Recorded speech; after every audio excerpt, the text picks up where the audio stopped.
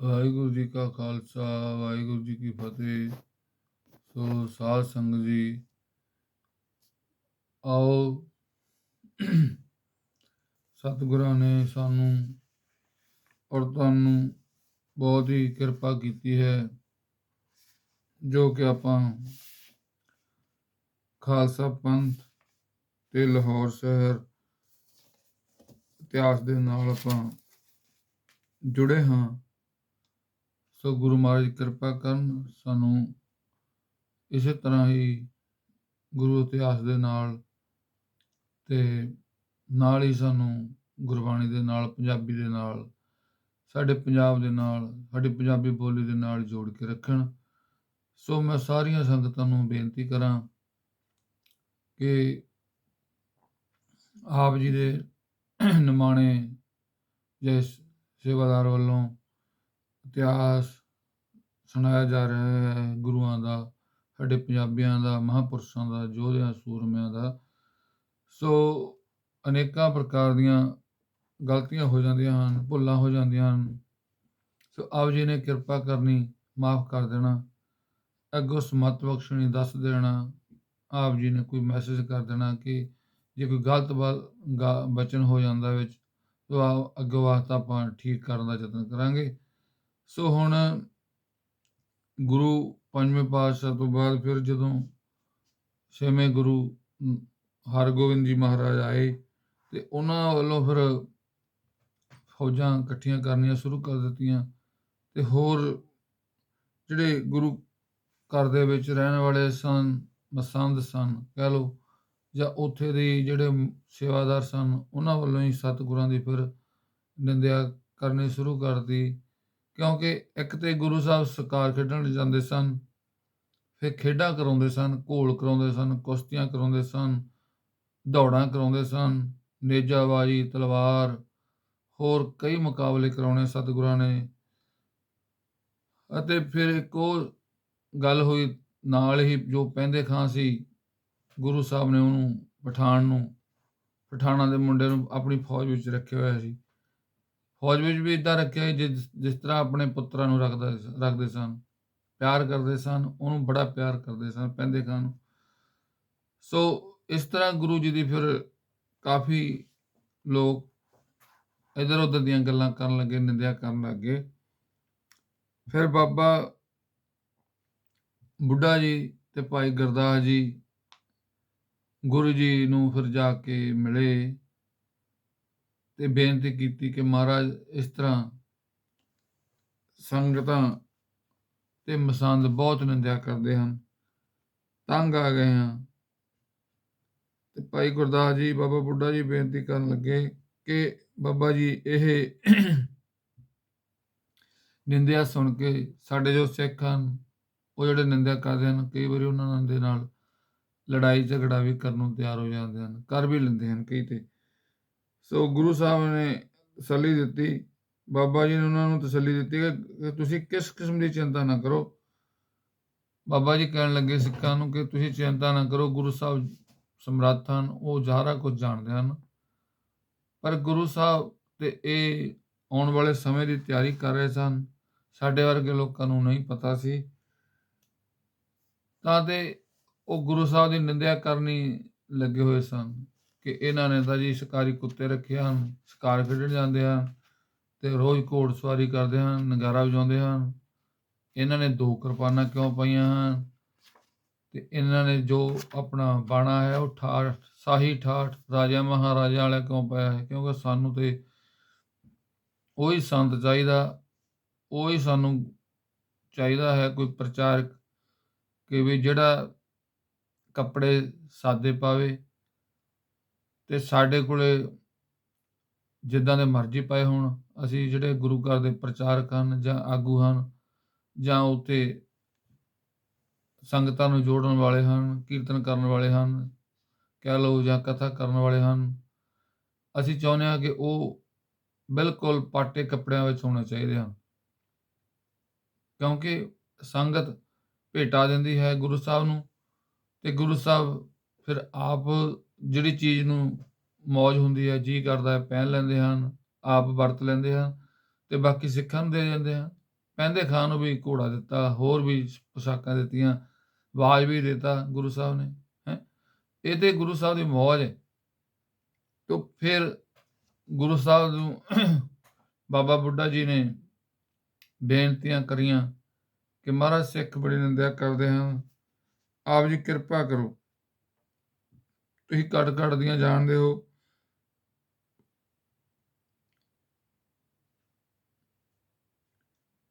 ਤੇ ਨਾਲੇ ਬਾਬਾ ਬੁੱਢਾ ਜੀ ਕਹਿਣ ਲੱਗੇ, ਜੇ ਗੁਰੂ ਹੁੰਦੇ ਹਨ, ਜੋ ਸਤਿਗੁਰ ਹਨ, ਉਹ ਕਰਮਾਂ ਦੇ ਵਿੱਚ ਲਪਾਏਮਾਨ ਨਹੀਂ ਹੁੰਦੇ, ਉਹਨਾਂ ਦੀ ਮੌਜ ਹੁੰਦੀ ਹੈ ਉਹਨਾਂ ਨੂੰ। ਤੇ ਨਾਲ ਹੀ ਫਿਰ ਗੁਰੂ ਜੀ ਨੇ ਅੱਗੇ ਜਾ ਕੇ ਵਿਵੇਕ ਸਾਰ ਦੀ ਰਚਨਾ ਕੀਤੀ। ਸਾਰੇ ਸਿੱਖਾਂ ਦੀ ਬੇਨਤੀ ਸੁਣ ਕੇ ਗੁਰੂ ਜੀ ਨੂੰ ਮਿਲਣ ਵਾਸਤੇ ਬਾਬਾ ਬੁੱਢਾ ਜੀ ਤੇ ਸਿੱਖ ਭਾਈ ਨਾਲ ਗੁਰਦਾਸ ਜੀ ਹਨ, ਸਾਰੇ ਆਏ, ਅੰਮ੍ਰਿਤਸਰ ਆ ਗਏ। ਪਤਾ ਲੱਗਾ ਕਿ ਗੁਰੂ ਜੀ ਸ਼ਿਕਾਰ ਖੇਡਣ ਗਏ ਹਨ, ਸਿੱਖਾਂ ਨਾਲ ਉਧਰ ਚਲੇ ਗਏ। ਸੁਨੇਹਾ ਭੇਜ ਦਿੱਤਾ, ਬਾਬਾ ਬੁੱਢਾ ਜੀ ਸੰਗਤਾਂ ਸਮੇਤ ਗੁਰੂ ਜੀ ਕੋਲ ਪਹੁੰਚ ਜਾਂਦੇ ਹਨ। ਨਮਸਕਾਰਾਂ ਕੀਤੀਆਂ ਤੇ ਸਿੱਖਾਂ ਨੇ ਗੁਰੂ ਨਾਲ ਨਮਸਕਾਰਾਂ ਕੀਤੀਆਂ। ਬਾਬਾ ਬੁੱਢਾ ਜੀ ਨਾਲ ਕੋਈ 20-25 ਸਿੰਘ ਸਨ ਜੋ ਦਰਸ਼ਨ ਕਰਨ ਵਾਸਤੇ ਆਏ ਸਨ। ਤਾਂ ਬਾਬਾ ਬੁੱਢਾ ਜੀ ਨੂੰ ਆਉਣ ਦਾ ਕਾਰਨ ਪੁੱਛਿਆ। ਬਾਬਾ ਬੁੱਢਾ ਜੀ ਨੇ ਕਿਹਾ, ਮਹਾਰਾਜ ਤੁਸੀਂ ਤਾਂ ਜਾਣਦੇ ਹੋ, ਸਾਡੇ ਕਹਿਣ ਤੋਂ ਬਿਨਾਂ ਹੀ ਤੁਸੀਂ ਤਾਂ ਘੱਟ ਦੀਆਂ ਜਾਣਦੇ ਹੋ, ਤੁਸੀਂ ਜਾਣਨਹਾਰ ਹੋ, ਪਰ ਅਸੀਂ ਦੁਨਿਆਵੀ ਲੋਕ ਤੁਹਾਡੀਆਂ ਜੋ ਜੋਜ ਹਨ, ਤੁਹਾਡੀ ਜੋ ਮੌਜ ਹੈ, ਤੁਹਾਡੀ ਜੋ ਸੋਚ ਹੈ, ਉਹ ਅਸੀਂ ਨਹੀਂ ਸਮਝ ਸਕਦੇ। ਇਸ ਕਰਕੇ ਸਿੱਖਾਂ ਦੇ ਵਿੱਚ ਦੁਬਿਧਾ ਬਹੁਤ ਖੜੀ ਹੋਈ ਹੈ, ਇਹ ਦੂਰ ਕਰੋ। ਤੁਹਾਡੀ ਖੇਡ ਨੂੰ ਸਮਝਣ ਦੇ ਇਹ ਯੋਗ ਸਮਰੱਥ ਨਹੀਂ ਹਨ, ਸਮਝ ਨਹੀਂ ਸਕਦੇ। ਇਸ ਕਰਕੇ ਸ਼ੰਕਾ ਇਹਨਾਂ ਸਿੱਖਾਂ ਦੀ ਦੂਰ ਕਰ ਦਿਓ ਮਹਾਰਾਜ, ਬਾਬਾ ਬੁੱਢਾ ਜੀ ਨੇ ਕਿਹਾ। ਆਪ ਜੀ ਦੀ ਨਿੰਦਾ ਸੁਣ ਕੇ ਬਹੁਤ ਦੁਖੀ ਹੁੰਦੇ ਹਨ। ਸੋ ਗੁਰੂ ਜੀ ਨੇ ਬਾਬਾ ਜੀ ਸਿੱਖਾਂ ਦੀਆਂ ਵਿਚਾਰਾਂ ਸੁਣੀਆਂ ਤੇ ਬਾਬਾ ਜੀ ਨੂੰ ਕਿਹਾ, ਮਾਤਾ ਕੌਲਾਂ ਜੀ ਤੁਹਾਡੇ ਵਾਕਾਂ ਕਰਕੇ ਆਈ ਸੀ। ਤੇ ਫਿਰ ਨਾਲ ਜਿਹੜੇ ਸਿੱਖ ਸਨ, ਜਦੋਂ ਗੁਰੂ ਸਾਹਿਬ ਦੀਆਂ ਨਿੰਦਿਆ ਕਰਨ ਲੱਗੇ, ਕਿ ਗੁਰੂ ਸਾਹਿਬ ਪੁੱਛਣ ਲੱਗੇ ਵੀ ਕੀ ਗੱਲ ਹੋ ਗਈ, ਕਿਉਂ? ਕਹਿਣ ਲੱਗੇ, ਮਹਾਰਾਜ ਇਹ ਸਾਰੀਆਂ ਤੁਸੀਂ ਸ਼ਿਕਾਰ ਖੇਡਦੇ ਹਾਂ, ਇਹ ਸਾਰੀਆਂ ਗੱਲਾਂ ਦੱਸ ਕੇ ਨਾਲ ਕਹਿਣ ਲੱਗੇ ਕਿ ਮਾਤਾ ਕੌਲਾ ਜੀ ਕਰਕੇ ਵੀ ਆਪ ਜੀ ਦੀ ਨਿੰਦਿਆ ਹੋ ਰਹੀ ਹੈ। ਤੇ ਗੁਰੂ ਸਾਹਿਬ ਕਹਿਣ ਲੱਗੇ ਬਾਬਾ ਬੁੱਢਾ ਜੀ ਨੂੰ ਕਿ ਆਪ ਜੀ ਦੀ ਕਰਕੇ ਮਾਤਾ ਕੌਲਾ ਜੀ ਆਏ ਸਨ। ਸੋ ਗੁਰੂ ਜੀ ਨੇ ਹੁਣ ਅੱਗੇ ਬਚਨ ਕਰਦੇ ਹਨ, ਵਿਚਾਰਾਂ ਸੁਣੀਆਂ। ਬਾਬਾ ਜੀ ਨੇ ਕਿਹਾ, ਮਾਤਾ ਕੌਲਾਂ ਜੀ ਤੁਹਾਡੇ ਕਰਕੇ ਤੇ ਆਪ ਹੀ ਤਿਆਗ, ਮਹਾਰਾਜ ਕਹਿੰਦੇ, ਗੁਰੂ ਸਾਹਿਬ ਕਹਿਣ ਲੱਗੇ ਕਿ ਇਹ ਆਪ ਹੀ ਆਪਣਾ ਸਰੀਰ ਤਿਆਗ ਕਰ ਦੇਣਗੇ, ਪਰ ਮਾਤਾ ਕੌਲਾਂ ਦੀ ਉਮਰ ਸਿਰਫ ਕਹਿੰਦੇ 15 ਦਿਨ ਬਾਕੀ ਹੈ। 15 ਦਿਨਾਂ ਤੋਂ ਬਾਅਦ ਇਹਨਾਂ ਨੇ ਆਪਣਾ ਸਰੀਰ ਤਿਆਗ ਦੇਣਾ ਹੈ। ਤਾਂ ਬਾਕੀ ਸਿੱਖ ਬਹੁਤ ਖੁਸ਼ ਹੋਏ। ਬਾਬਾ ਜੀ ਨੇ ਕਿਹਾ, ਮਹਾਰਾਜ ਆਪ ਧੰਨ ਹੋ, ਇਸ ਸਥਾਨ ਤੇ ਸੱਤ ਤੇ ਅਸੱਤ ਦੀ ਵਿਚਾਰ ਹੋਈ ਹੈ, ਆਪ ਜੀ ਕਿਰਪਾ ਕਰੋ। ਆਪ ਜੀ ਆਪਣੇ ਚਰਨਾਂ ਕਮਲਾਂ ਨਾਲ ਟੱਕ ਲਾ ਕੇ ਇਸ ਸਰੋਵਰ ਨੂੰ, ਇਸ ਜਗ੍ਹਾ ਤੇ ਇਸ਼ਨਾਨ, ਇਸ ਸਰੋਵਰ ਦੀ ਨੀਂਹ ਰੱਖ ਦਿਓ ਅਤੇ ਉਸ ਦਾ ਨਾਮ ਵਿਵੇਕ ਸਾਰ ਰੱਖਣਾ ਕਰੋ। ਕੋਈ ਵੀ ਸਿੱਖ ਦੋਸ਼ੀ ਇਸ ਜਗ੍ਹਾ ਤੇ ਇਸ਼ਨਾਨ ਕਰੇਗਾ, ਉਸ ਦਾ ਦੋਸ਼ ਮਿਟ ਜਾਏਗਾ। ਗੁਰੂ ਜੀ ਨੇ ਬਾਬਾ ਜੀ ਦਾ ਧੰਨਵਾਦ ਕੀਤਾ ਤੇ ਅਰਦਾਸ ਕਰਕੇ ਟੱਕ ਲਾ ਦਿੱਤਾ। ਇੱਥੇ ਵਿਵੇਕੀ ਸਿੱਖ ਇਸ਼ਨਾਨ ਕਰਿਆ ਕਰਨਗੇ। ਇਹ ਰਚਨਾ 1685 ਸੰਮਤ ਵਿੱਚ ਹੋਈ। ਉੱਥੋਂ ਗੁਰੂ ਜੀ ਘੋੜੇ ਤੇ ਸਵਾਰ ਹੋ ਕੇ ਮਹਿਲਾਂ ਨੂੰ ਚਲੇ ਗਏ ਅਤੇ ਸਿੱਖਾਂ ਨੇ ਉਸ ਜਗ੍ਹਾ ਦੀ ਪੁਟਾਈ ਸ਼ੁਰੂ ਕਰ ਦਿੱਤੀ। ਸਰੋਵਰ ਬਣਨਾ ਸ਼ੁਰੂ ਹੋ ਗਿਆ। ਸੋ ਅੱਗੇ ਬਾਬਾ ਜੀ ਨੇ ਫਿਰ ਉਹ ਸਰੋਵਰ ਦੀ ਸਾਰੀ ਜੋ ਸੇਵਾ ਸੀ ਉਹ ਹੋ ਰਹੀ ਹੈ, ਉਹ ਉੱਤੇ ਬਚਨ ਹੋਏ ਤੇ ਨਾਲ ਹੀ ਬੀਬੀ ਬੀਰੋ ਜੀ ਦੇ ਵਿਆਹ ਦੀ ਫਿਰ ਤਿਆਰੀ ਹੋਣੀ ਸ਼ੁਰੂ ਕਰ ਦਿੱਤੀ।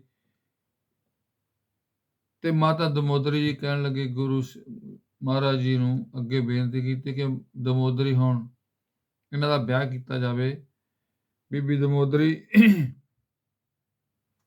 ਜੀ ਨੇ ਬੇਨਤੀ ਕੀਤੀ ਮਾਤਾ ਜੀ ਨੇ ਕਿ ਬੀਬੀ ਬੀਰੋ ਜੀ ਹੁਣ 7-8 ਸਾਲ ਦੇ ਹੋ ਗਏ ਹਨ, ਆਪ ਜੀ ਕਿਰਪਾ ਕਰੋ, ਇਹਨਾਂ ਦੀ ਸ਼ਾਦੀ ਦਾ ਹੁਣ ਕਰਨ ਦਾ ਆਪ ਜੀ ਕਿਰਪਾ ਕਰੋ ਕਿ ਇਹਨਾਂ ਦੀ ਸ਼ਾਦੀ ਹੋ ਜਾਵੇ, ਕੋਈ ਲੜਕਾ ਸੋ ਕਹਿੰਦੇ ਹਨ ਫਿਰ 26 ਜੇਠ ਸੰਮਤ 1685 ਨੂੰ ਜੋ ਦਿਨ ਨਿਯਤ ਕਰ ਦਿੱਤਾ ਗਿਆ, ਭਾਈ ਗੁਰਦਾਸ ਜੀ ਚਿੱਠੀ ਲੈ ਗਏ ਭਾਈ ਧਰਮੇ ਦੇ ਘਰੇ। ਧਰਮੇ ਨੂੰ ਪੜ੍ਹ ਕੇ ਭਾਈ ਧਰਮੇ ਨੂੰ ਪੜ੍ਹ ਕੇ ਚਿੱਠੀ ਬੜੀ ਖੁਸ਼ੀ ਹੋਈ ਤੇ ਆਪਣੇ ਲੜਕੇ ਸਾਧੂ ਦਾ ਵਿਆਹ ਰੱਖ ਦਿੱਤਾ। ਤਿਆਰੀ ਸ਼ੁਰੂ ਹੋ ਗਈ। ਉਧਰ ਗੁਰੂ ਜੀ ਨੇ ਵੀ ਸਾਰੀਆਂ ਸੰਗਤਾਂ ਨੂੰ ਫਿਰ ਸੁਨੇਹੇ ਭੇਜ ਦਿੱਤੇ ਕਿ 26 ਜੇਠ ਨੂੰ ਬੀਬੀ ਬੀਰੋ ਦਾ ਵਿਆਹ ਹੈ, ਸਾਰੀਆਂ ਸੰਗਤਾਂ ਨੇ ਆਉਣਾ ਹੈ। ਸੋ ਇਸ ਤਰ੍ਹਾਂ ਖੁਸ਼ੀਆਂ ਵਾਲਾ ਮਾਹੌਲ ਬਣ ਗਿਆ।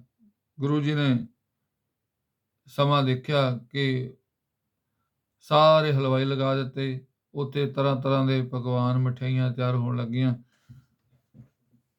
ਪਰ ਉਧਰੋਂ ਮਠਿਆਈਆਂ ਦੇ ਬਣਾ ਕੇ ਹਲਵਾਈਆਂ ਨੇ ਕਮਰੇ ਭਰਨੇ ਸ਼ੁਰੂ ਕਰ ਦਿੱਤੇ। ਕਹਿੰਦੇ ਹਨ ਕਿ ਗੁਰੂ ਜੀ ਦੇ ਮਹਿਮਾ, ਗੁਰੂ ਜੀ ਦੀ ਫਿਰ ਇਹ ਕਹਿ ਲਓ ਚੋਜ ਹੋਇਆ, ਜਾਂ ਗੁਰੂ ਜੀ ਨੇ ਇਹ ਵਰਤਾਇਆ ਚੋਜ। ਕਿਸੇ ਸੰਗਤ ਆਈਆਂ ਹਨ, ਉਹਨਾਂ ਦੇ ਖਾਣ ਵਾਸਤੇ ਲੰਗਰ। ਹਨੇਰੇ ਕਾਫੀ ਦੇਰ ਹੋ ਗਈ, ਕਿਉਂਕਿ ਪਹਿਲੇ ਸਮੇਂ 'ਚ ਲੋਕ ਤੁਰ ਕੇ ਆਉਂਦੇ ਸਨ। ਇਸ ਕਰਕੇ ਲੇਟ ਹੋਣ ਕਰਕੇ ਲੰਗਰ ਮਸਤਾਨੇ ਹੋਏ ਹਨ, ਬੰਦ ਹੋ ਗਏ ਹਨ। ਤੇ ਗੁਰੂ ਸਾਹਿਬ ਨੇ ਭਾਈ ਜੇਠਾ ਜੀ ਨੂੰ ਕਿਹਾ ਕਿ ਜਾਓ ਮਹਿਲਾਂ ਵਿੱਚੋਂ ਮਾਤਾ ਦਮੋਦਰੀ ਜੀ ਤੋਂ ਜਾ ਕੇ ਮਠਿਆਈ ਲੈ ਕੇ ਆਓ, ਸਿੱਖ ਸੰਗਤਾਂ ਆਈਆਂ ਹਨ, ਇਹਨਾਂ ਨੂੰ ਸਿਖਾਉਣੀ ਹੈ। ਸੋ ਭਾਈ ਜੇਠਾ ਜੀ ਗਏ ਹਨ। ਮਾਤਾ ਜੀ ਨੇ ਇਨਕਾਰ ਕਰ ਦਿੱਤਾ, ਕਹਿਣ ਲੱਗੇ ਕਿ ਪਹਿਲਾਂ ਬਰਾਤ ਖਾਵੇਗੀ, ਸੰਗਤ ਨੂੰ ਵਰਤਾਉਣ ਤੋਂ ਮਠਿਆਈ ਇਨਕਾਰ ਕਰ ਦਿੱਤਾ। ਗੁਰੂ ਸਾਹਿਬ ਜੀ ਨੂੰ ਜਾ ਕੇ ਭਾਈ ਜੇਠਾ ਜੀ ਨੇ ਫਿਰ ਦੱਸਿਆ ਤੇ ਫਿਰ ਕੀ ਹੋਇਆ, ਕੌਤਕ ਇਹ ਹੋਇਆ ਕਿ ਮਹਾਰਾਜ ਨੇ ਬਚਨ ਕਰ ਦਿੱਤਾ ਕਿ ਜੇ ਗੁਰੂ ਕੀਆਂ ਸੰਗਤਾਂ ਨੇ ਨਹੀਂ ਖਾਣੀ ਤੇ ਇਹ ਮਠਿਆਈ ਨੂੰ ਹੁਣ ਵਿਆਹ ਵਾਲੇ ਨਹੀਂ, ਜੰਝ ਵਾਲੇ ਨਹੀਂ, ਫੌਜਾਂ ਖਾਣਗੀਆਂ, ਤੁਰਕਾਂ ਦੀਆਂ ਫੌਜਾਂ ਖਾਣਗੀਆਂ।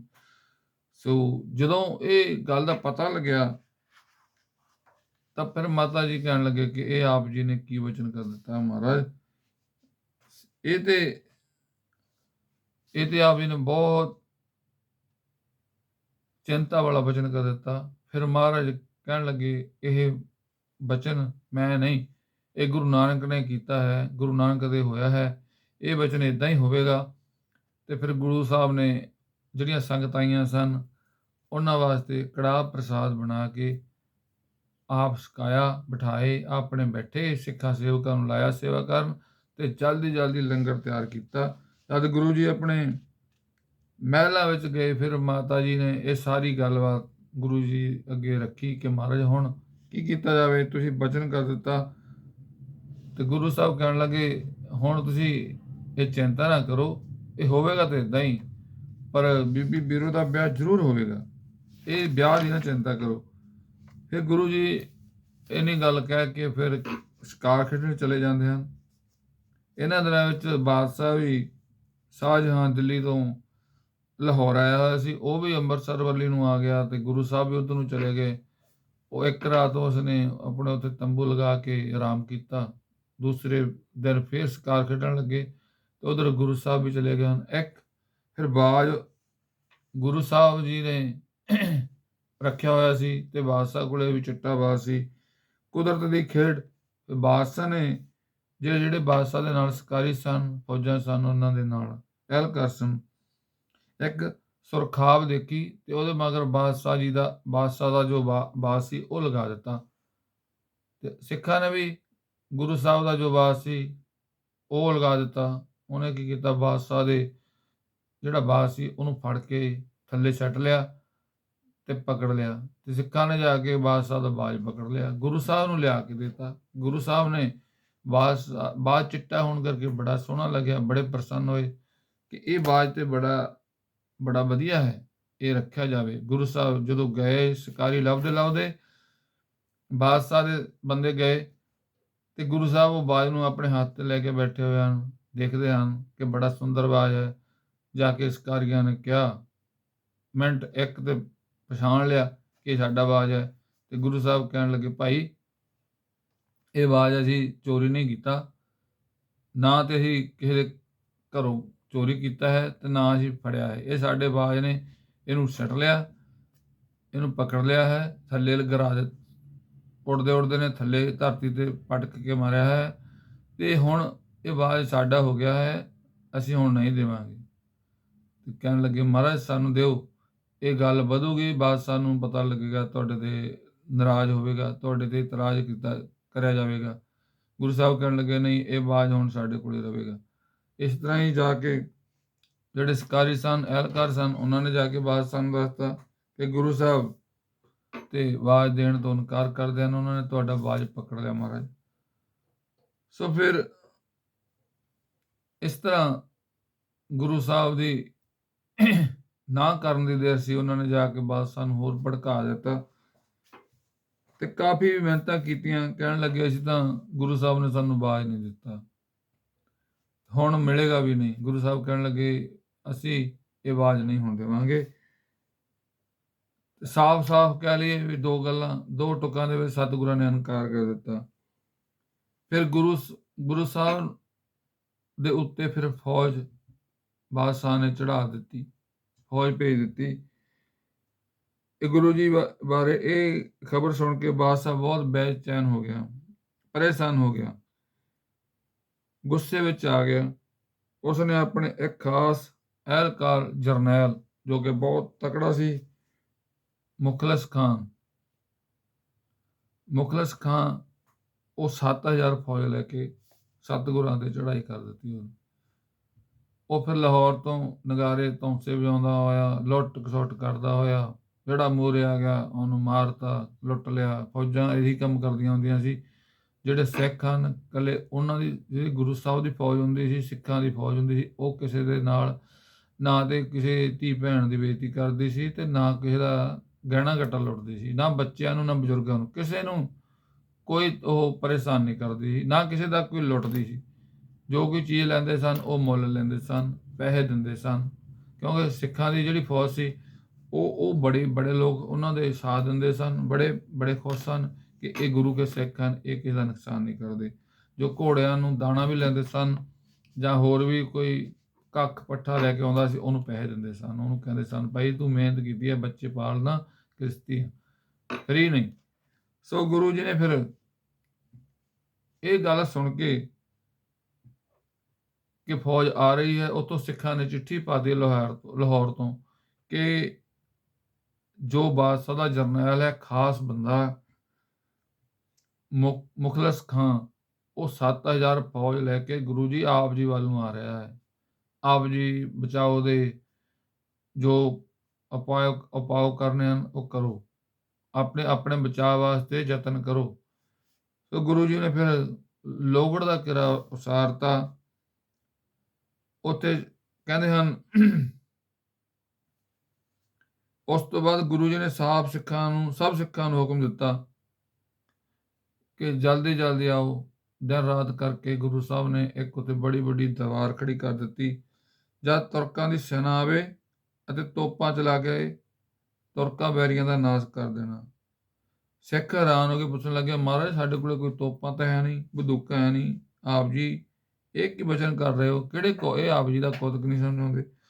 ਮਹਾਰਾਜ ਕਹਿੰਦੇ ਕਿ ਆ ਜਿਹੜੇ ਮੋਟੇ ਮਾਟੇ ਬਾਲੇ ਹਨ, ਟੰਬੇ ਹਨ, ਇਹਨਾਂ ਨੂੰ ਬੀੜ ਲਵੋ, ਬੀੜ ਕੇ ਉਹਨਾਂ ਤੇ ਫਿਰ ਜਿੱਦਾਂ ਗਲੇਲਾਂ ਹੁੰਦੀਆਂ ਹਨ ਉੱਦਾਂ ਬਣਾ ਕੇ ਵੱਡੇ ਪੱਥਰ ਡਲੇ ਰੋੜੇ ਪੱਕੇ ਉਹ ਪਾ ਕੇ ਤੁਸੀਂ ਜਦੋਂ ਫੌਜ ਆਵੇ ਉਹ ਤੁਸੀਂ ਚਲਾਈ ਜਾਣੇ ਹਨ, ਤੁਹਾਡੇ ਨੇੜੇ ਫੌਜ ਨਹੀਂ ਆਵੇਗੀ। ਸੋ ਗੁਰੂ ਸਾਹਿਬ ਦਾ ਜੋ ਪੁਰਾਣਾ ਉੱਥੇ ਸਿੱਖ ਸੀ ਇੱਕ, ਉਹ ਵੀ ਕਹਿਣ ਲੱਗਿਆ ਕਿ ਮਹਾਰਾਜ ਅਸੀਂ ਨਹੀਂ ਸਮਝ ਸਕਦੇ ਵੀ ਗੁਰੂ ਸਾਹਿਬ ਕਹਿੰਦੇ ਜਿੱਦਾਂ ਤੁਹਾਨੂੰ ਕਹਿ ਦਿੱਤਾ ਤੁਸੀਂ ਉੱਦਾਂ ਹੀ ਕਰਨਾ ਹੈ ਸਿੱਖਾਂ ਨੂੰ। ਦੇਖੋ ਫਿਰ ਇਹ ਤੁਰਕਾਂ ਦੀ ਫੌਜ ਤੁਹਾਡੇ ਨੇੜੇ ਨਹੀਂ ਆਵੇਗੀ, ਇਹਨਾਂ ਤੇ ਫਿਰ ਤੁਹਾਡੇ ਤੇ ਹੈਵੀ ਨਹੀਂ ਹੋਊਗੀ, ਇਹ ਹਾਰ ਖਾ ਕੇ ਜਾਵੇਗੀ। ਸੋ ਭਾਈ ਪ੍ਰਾਣਾ ਜੀ ਨੇ ਗੁਰੂ ਜੀ ਨੂੰ ਫਿਰ ਬੇਨਤੀ ਕਰ ਦਿੱਤੀ ਕਿ ਮਹਾਰਾਜ ਮਹਿਲਾਵਾਦ ਜੋ ਮਹਿਲਾਂ ਨੂੰ ਆਪਣੇ ਹਨ, ਘਰ ਹਨ, ਜਿੱਧਰ ਆਪਾਂ ਰਹਿੰਦੇ ਹਾਂ ਉਧਰ ਆਪਾਂ ਮੋਰਚਾ ਕੋਈ ਨਹੀਂ ਲਗਾਇਆ, ਤੁਸੀਂ 3 ਪਾਸੇ ਤੇ ਕਿਲੇ ਦੇ ਮੋਰਚੇ ਲਾ ਦਿੱਤੇ, ਚੌਥਾ ਪਾਸਾ ਗੁਰੂ ਮਹਾਰਾਜ ਕਹਿੰਦੇ ਭਾਈ ਇੱਧਰ ਜਿਹੜੀਆਂ ਮਠਿਆਈਆਂ ਪਈਆਂ ਹਨ, ਕੋਠੇ ਭਰੇ ਹਨ, ਇਹ ਫੌਜਾਂ ਨੂੰ ਖਾਣ ਵਾਸਤੇ ਇੱਧਰਲਾ ਰਸਤਾ ਖੁੱਲ੍ਹਾ ਛੱਡਿਆ। ਦੇਖੋ ਗੁਰੂ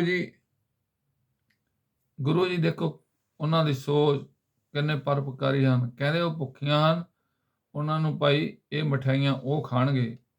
ਹੁਣ ਤੇ ਬੀਬੀ ਬੀਰੋ ਦਾ ਵਿਆਹ ਹੋਵੇਗਾ, ਤਿਆਰੀਆਂ ਹੋਣ ਲੱਗੀਆਂ ਤੇ ਬੀਬੀ ਬੀਰੋ ਜੀ ਨੂੰ ਫਿਰ ਉੱਥੋਂ ਕਹਿੰਦੇ ਹਨ ਕਿ ਸਿੱਖਾਂ ਨੇ ਉੱਥੋਂ ਫਿਰ ਲੈ ਗਏ ਹਨ, ਸਾਰੇ ਉੱਥੇ ਖਾਲੀ ਕਰ ਦਿੱਤਾ। ਫਿਰ ਯੁੱਧ ਹੋਇਆ।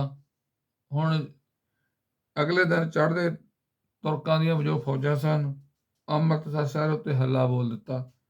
ਗੁਰੂ ਜੀ ਦੇ ਹੁਕਮ ਅਨੁਸਾਰ ਸਿੱਖਾਂ ਨੇ ਜਿਹੜੀਆਂ ਲੱਕੜਾਂ ਦੀਆਂ ਤੋਪਾਂ ਤਿਆਰ ਕੀਤੀਆਂ ਸਨ, ਧੰਨ ਕਰਤਾਰ ਕਹਿ ਕੇ ਸਤਿਨਾਮ ਦਾ ਆਵਾਜ਼ਾ ਦੇ ਕੇ ਉਹਨਾਂ ਦੇ ਵਿੱਚ ਪੱਥਰ, ਰੋੜੇ, ਡਲੇ ਪੱਕੇ ਉਹ ਚਲਾਉਣੇ ਸ਼ੁਰੂ ਕਰ ਦਿੱਤੇ। ਇਹਨਾਂ ਅੱਜ ਗੈਬੀ ਤੋਪਾਂ ਦੇ ਮਾਰ ਨਾਲ ਕਹਿੰਦੇ ਹਨ ਤੁਰਕ ਸੈਨਾ ਦੇ ਪੈਰ ਉਖੜ ਗਏ। ਇੱਕ ਪਾਸੇ ਤੁਰਕਾਂ ਦੀ ਪੇਸ਼ ਨਾ ਜਾਂਦੀ ਵੇਖ ਕੇ ਸੈਨਾ ਸ਼ਹਿਰ ਦੇ ਦੂਜੇ ਪਾਸੇ ਤੋਂ ਦਾਖਲ ਹੋ ਗਈ। ਗੁਰੂ ਜੀ ਨੇ ਸਿੱਖਾਂ ਨੂੰ ਭੇਜ ਕੇ ਸਾਰੇ ਪਰਿਵਾਰ ਨੂੰ ਕੱਢ ਲਿਆ, ਰਾਮ ਸਰਾਂ ਵੱਲ ਲੈ ਗਏ। ਸਿੱਖ ਦੇ 1 ਵਜੇ ਜਬੇ ਦੀ ਟੱਕਰ ਤੁਰਕਾਂ ਦੀ ਫੌਜ ਨਾਲ ਲੋਹਗੜ੍ਹ ਵਿਖੇ ਹੋਈ। ਜਿਹੜਾ ਸਿੱਖਾਂ ਦਾ ਇੱਕ ਜਥਾ ਸੀ, ਇੱਕ ਗੁਰੂ ਸਾਹਿਬ ਨੇ ਉੱਥੇ ਬਿਠਾਇਆ ਹੋਇਆ ਸੀ ਕਿਲੇ ਦੇ ਵਿੱਚ, ਉੱਥੇ ਫਿਰ ਇੱਕ ਸਿੱਖ ਜਥਾ ਸੀ, ਉਹਨਾਂ ਦੀ ਫਿਰ ਟੱਕਰ ਹੋਈ।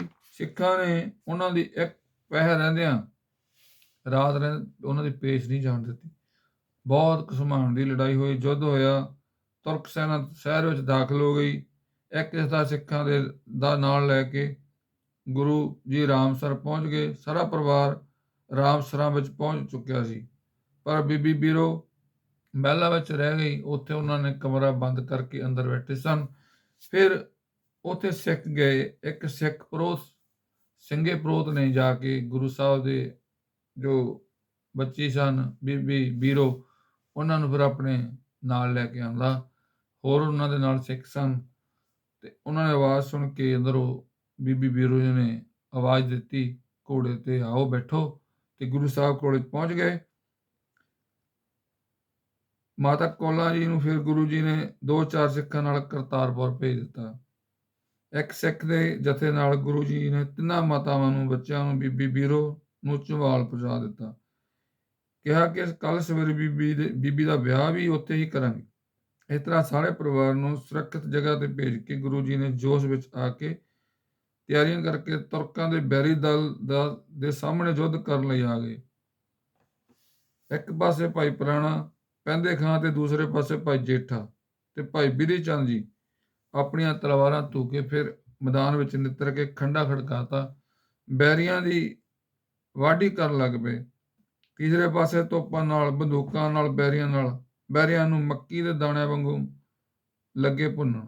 ਚੌਥੇ ਪਾਸੇ ਆਪ ਗੁਰੂ ਜੀ ਜਥੇ ਯੋਧਿਆਂ ਨਾਲ ਜੰਗ ਦੇ ਵਿੱਚ ਬੈਰੀਆਂ ਦੇ ਫੌਜਾਂ ਦੇ ਸਿਰ ਲਾਲਾ ਸੁੱਟ ਰਹੇ ਹਨ। ਇਹ ਸਭ ਪਹਿਲੀ ਰਾਤ ਵਿੱਚ ਹੀ ਹੋ ਰਿਹਾ ਸੀ।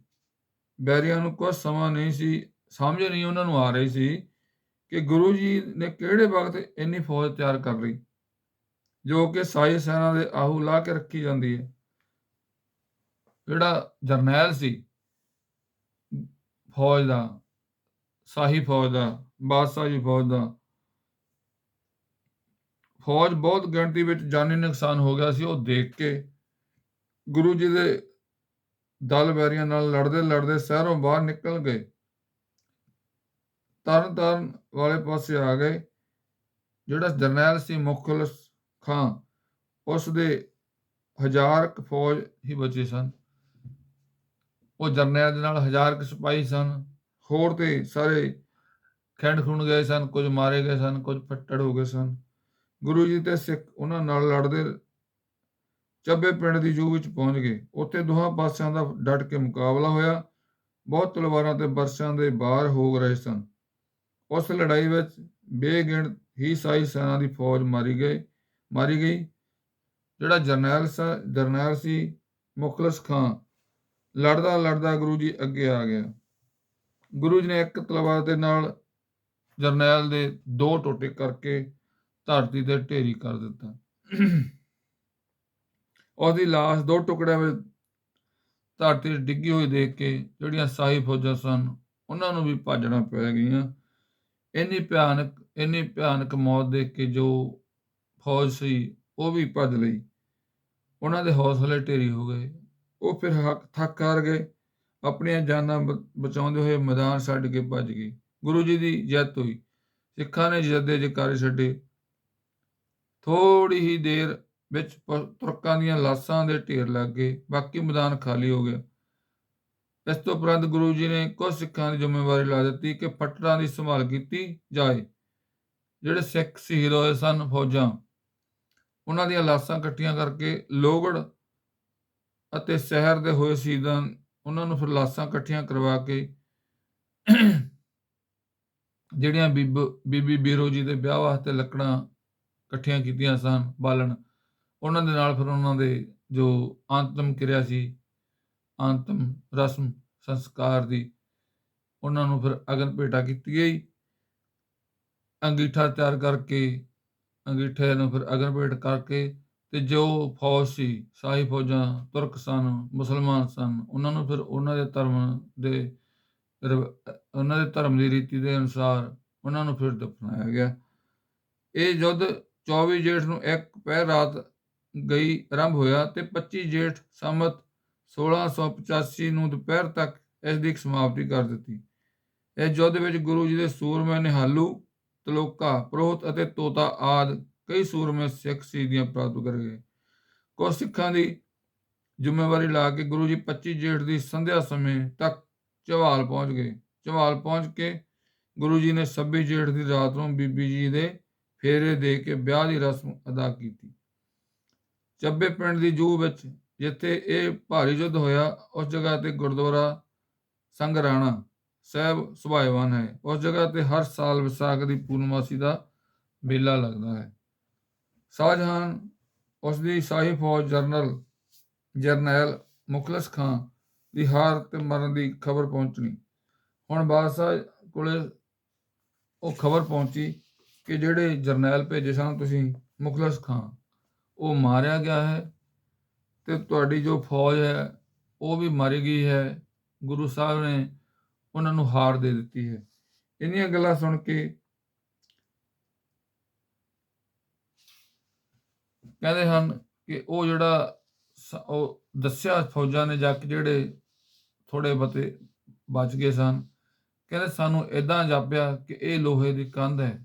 ਪਰ ਉਹ ਜਦੋਂ ਸਵੇਰੇ ਦੇਖਿਆ ਕਿ ਜਦੋਂ ਸ਼ਾਹੀ ਸਾਹਿਬ ਨੇ ਹਮਲਾ ਕੀਤਾ ਤਾਂ ਬਾਹਰ ਵੱਲ ਗੁਰੂ ਜੀ ਨੇ ਇੱਕ ਲੋਹੇ ਦਾ ਕਿਲ੍ਹਾ ਬਣਾਇਆ ਹੋਇਆ ਸੀ।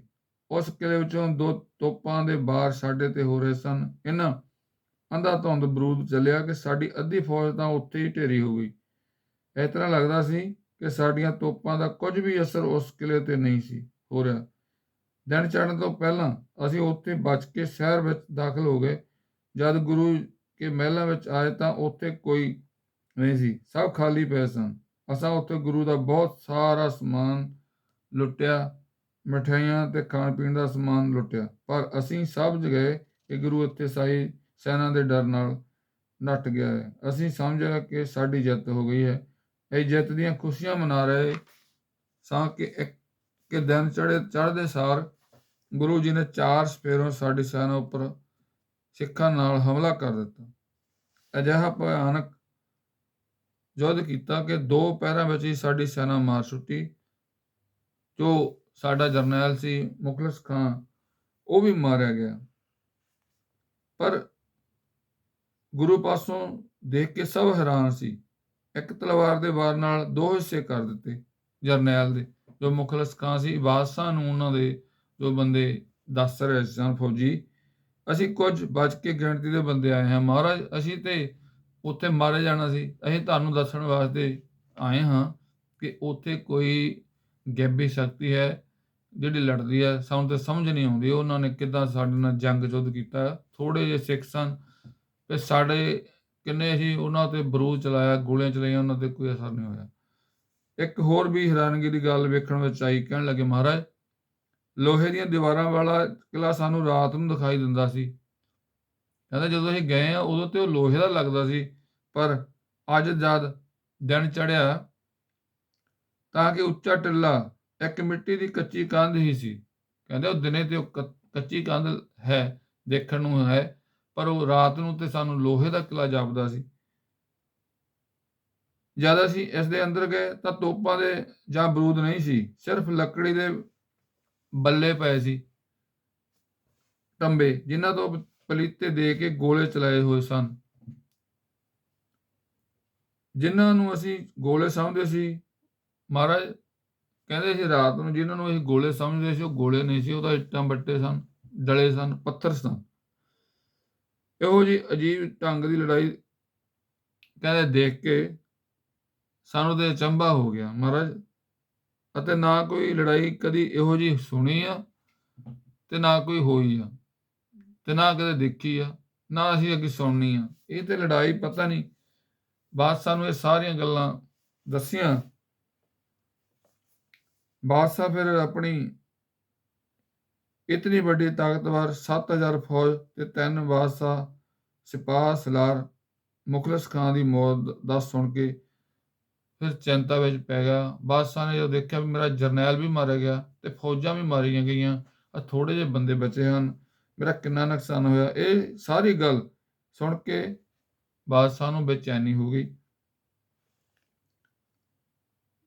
ਤੇ ਗੁਰੂ ਸਾਹਿਬ ਕਹਿਣ ਲੱਗੇ ਗੁਰੂ ਕੋਲ ਇੰਨੀ ਤਾਕਤ ਕਿੱਥੋਂ ਆਈ, ਇਹ ਇਤਨਾ ਸ਼ਕਤੀਸ਼ਾਲੀ ਹੈ। ਕਿਤੇ ਕੱਲ ਨੂੰ ਉਹ ਫਿਰ ਸੋਚਣ ਲੱਗਿਆ ਕਿ ਇਹਨਾਂ ਗੁਰੂ ਹੁਣੇ ਹਜੇ ਛੋਟੇ ਹੀ ਹਨ, ਉਮਰ ਦੀ ਉਹਨਾਂ ਦੀ ਜ਼ਿਆਦਾ ਨਹੀਂ, ਇੰਨੇ ਸ਼ਕਤੀਸ਼ਾਲੀ ਹਨ ਤੇ ਕੱਲ ਨੂੰ ਕਿਤੇ ਮੇਰੇ ਰਾਜ ਤੇ ਕਬਜ਼ਾ ਨਾ ਕਰ ਲੈਣ। ਫਿਰ ਉਹਨਾਂ ਨੇ ਮੀਟਿੰਗ ਬੁਲਾਈ, ਬਾਦਸ਼ਾਹ ਨੇ ਆਪਣੇ ਦਰਬਾਰ ਬੁਲਾ ਕੇ ਸਾਰਿਆਂ ਦੇ ਨਾਲ ਮੀਟਿੰਗ ਕੀਤੀ ਤੇ ਫਿਰ ਸਾਰਿਆਂ ਨੇ ਸਲਾਹ ਕੀਤੀ ਕਿ ਮਹਾਰਾਜ ਦੇਖੋ, ਉਹ ਜੋ ਗੁਰੂ ਹਨ ਜਿਹੜੇ ਚੰਗੇ ਬੰਦੇ ਸਨ, ਉਹਨਾਂ ਵਿੱਚ ਵਜ਼ੀਰ ਖਾਨ ਵੀ ਸੀ ਤੇ ਹੋਰ ਵੀ ਉਹਨਾਂ ਦੇ ਜੋ ਆਪਣੇ ਵਜ਼ੀਰ ਸਨ। ਕਹਿਣ ਲੱਗੇ ਗੁਰੂ ਜੀ ਏਦਾਂ ਨਹੀਂ ਹੈ ਕਿ ਉਹ ਤੁਹਾਡੇ ਰਾਜ ਤੇ ਕਬਜ਼ਾ ਕਰਨਗੇ, ਨਾ ਹੀ ਮਹਾਰਾਜ ਉਹ ਕਿਸੇ ਦਾ ਰਾਜ ਦੱਬਦੇ ਹਨ। ਉਹਨਾਂ ਕੋਲੇ ਜਿਹੜਾ ਕੋਈ ਜਾਂਦਾ ਹੈ ਉਹ ਤਾਂ ਫਕੀਰ ਹਨ, ਉਹ ਤਾਂ ਆਪਣੀ ਮੌਜ ਵਿੱਚ ਰਹਿੰਦੇ ਹਨ, ਸ਼ਿਕਾਰ ਖੇਡਦੇ ਹਨ, ਜਾਂ ਉਹ ਘੋੜੇ ਰੱਖਦੇ ਹਨ, ਜਾਂ ਉਹ ਸਿੱਖਾਂ ਨੂੰ ਤੰਦਰੁਸਤ ਰੱਖਣ ਵਾਸਤੇ ਜੰਗ ਯੁੱਧ ਦਾ ਅਭਿਆਸ ਕਰਦੇ ਹਨ। ਪਰ ਜਿਹੜਾ ਕੋਈ ਉਹਨਾਂ ਤੇ ਚੜ੍ਹ ਕੇ ਆਉਂਦਾ ਹੈ, ਦੇਖੋ ਇੱਕ ਆਵਾਜ਼ ਦੀ ਕਰਕੇ ਆਪਾਂ 7000 ਫੌਜ ਮਰਵਾ ਦਿੱਤੀ ਹੈ, ਨਾਲ ਸਾਡਾ ਇਨਾਮੀ ਜਰਨੈਲ ਉਹ ਵੀ ਮਾਰਿਆ ਗਿਆ ਹੈ ਤੇ ਹੋਰ ਸਾਡੇ ਘੋੜੇ ਮਾਰੇ ਗਏ ਹਨ, ਹੋਰ ਸਾਡਾ ਸਮਾਨ ਕਿੰਨਾ ਖਰਾਬ ਹੋਇਆ ਹੈ। ਹੁਣ ਜੇ ਇੱਕ ਆਵਾਜ਼ ਦੀ ਕਰਕੇ ਅਸੀਂ ਫੇਰ ਗੁਰੂ ਦਾ ਪਿੱਛਾ ਕਰਾਂਗੇ ਮਹਾਰਾਜ, ਇਹ ਕੋਈ ਚੰਗੀ ਗੱਲ ਨਹੀਂ। ਤੁਹਾਡੇ ਕੋਲੇ ਕਿਹੜਾ ਘਾਟਾ ਹੈ, ਤੁਸੀਂ ਜਿੱਥੋਂ ਮਰਜ਼ੀ ਮੰਗਾ ਲਓ, ਇੱਕ ਆਵਾਜ਼ ਦੀ ਕਿਹੜੀ ਗੱਲ, ਇੱਕ ਜਾਨਵਰ ਹੈ, ਪੰਛੀ ਹੈ, ਤੁਸੀਂ ਹੋਰ ਮੰਗਾ ਲਓ, 2 ਮੰਗਾ ਲਓ, 10 ਮੰਗਾ ਲਓ। ਪਰ ਮਹਾਰਾਜ ਉਹ ਕਿਸੇ ਨੂੰ ਰਾਜ ਤੇ ਕਬਜ਼ਾ ਕਰਨ ਵਾਸਤੇ ਨਹੀਂ ਆਏ, ਨਾ ਉਹ ਚਾਹੁੰਦੇ ਹਨ। ਉਹ ਤਾਂ ਆਪਣੇ ਰਾਜ ਦੇ ਵਿੱਚ ਆਪਣੀ ਪ੍ਰਜਾ ਨੂੰ ਵੀ ਸੁਖੀ ਦੇਖਣਾ ਚਾਹੁੰਦੇ ਹਨ, ਆਪਣੇ ਰਾਜੇ ਨੂੰ ਵੀ। ਉਹਨਾਂ ਦੇ ਨਾਲ ਮੱਥਾ ਨਾ ਲਾਇਓ, ਇਹ ਕੋਈ ਚੰਗੀ ਗੱਲ ਨਹੀਂ ਹੋਵੇਗੀ ਸਾਡੇ ਵਾਸਤੇ।